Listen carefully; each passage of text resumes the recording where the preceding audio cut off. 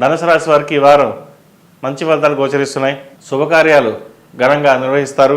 బంధువులతో కలిసి కాలాన్ని చక్కగా గడుపుతారు. పూజలు పునస్కారాలు చేస్తారు. ధనాన్ని కూడా అధికంగానే ఖర్చు పెడతారు. ఉద్యోగంలో కాస్త రిలాక్స్ తీసుకోవాలని అనుకుంటారు కూడా.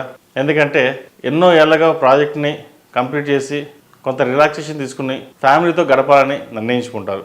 ఇది మంచి తరుణం చెప్పచ్చు. అలాగే జీవిత భాగస్వామితో కూడా ఎక్కువ సమయాన్ని గడపడానికి ప్రయత్నం చేయండి. ఎందుకంటే వ్యాపారాల రీత్యా ఉద్యోగ రీత్యా ఎప్పుడు బిజీ లైఫ్ అయిపోతుంటుంది. ఎప్పుడు బిజీగా ఉన్నాం, క్షణం తీరిక లేదు. బిజీ అయిన పదాన్ని పక్కన పెట్టాలి.